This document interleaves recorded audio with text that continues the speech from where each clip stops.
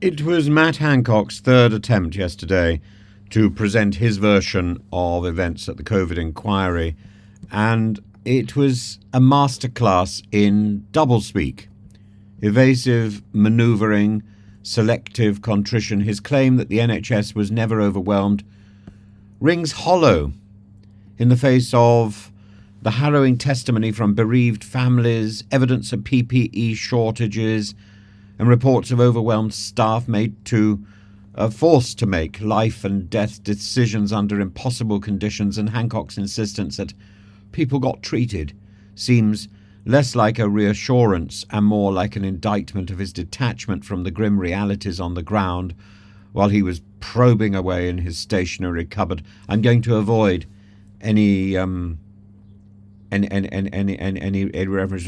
references to sort of Frankie Howard. Let's make this stationery cupboard move, because frankly, Matt Hancock isn't a figure of fun. Matt Hancock is somebody who was part of the cadre of heartless individuals who caused such suffering during the period of COVID. Why? Because of his dalliance with, or at least indulgence of, the people who were busy making money out of this appalling disease.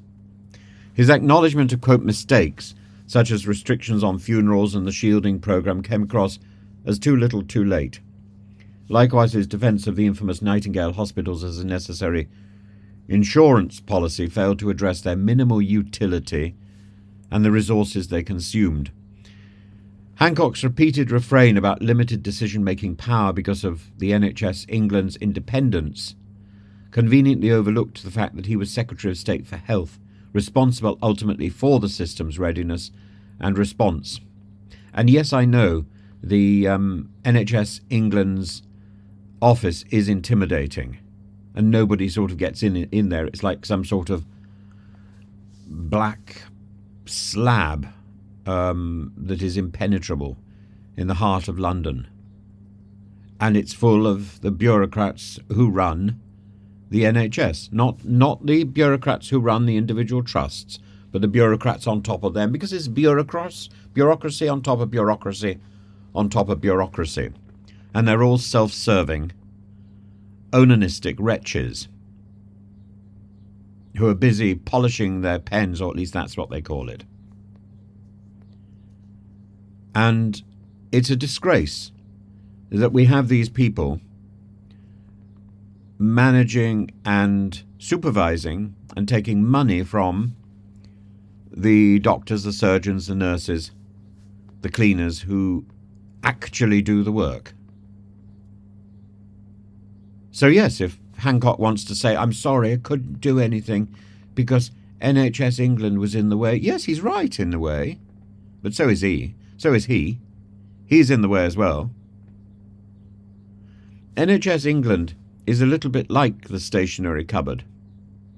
It's this thing that is bigger on the inside than on the outside and goes on ad infinitum, devouring money and bumping up its own importance, and yet doing nothing.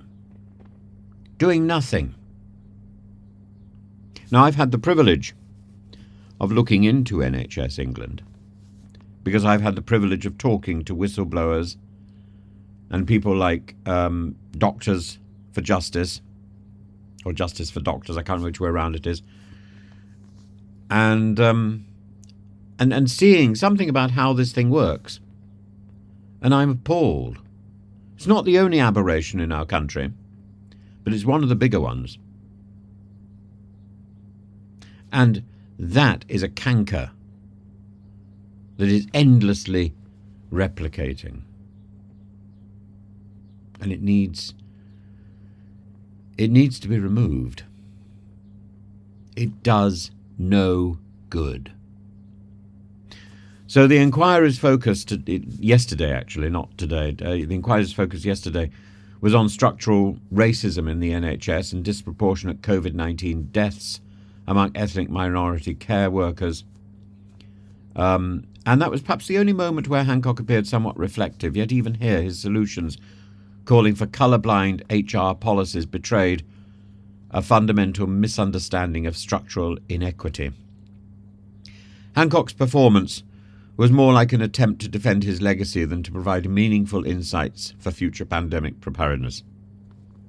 His selective recollection, his reliance on anecdotal regret, inability to grapple with systemic failure, revealed why public trust in political leadership during the pandemic remains fractured, why Hancock is a figure to be laughed into obscurity. The inquiry itself, bloated and glacial, mirrors much of the government's COVID response: expensive, overcomplicated, and tragically late. But simply because the inquiry itself needs to be soundly kicked doesn't mean we shouldn't stop pillorying and mocking Matt Hancock. And I said I wouldn't do it, but I can't really resist it, you know. Oh, let's get in the stationery cupboard and make something move. I'm looking for an HB pencil because mine's not sufficient. I need a sizable rubber on the end of this pencil. We need to search for unknown stationery. Yeah, there we are. I've sort of got that out of my system for the morning. Thank you.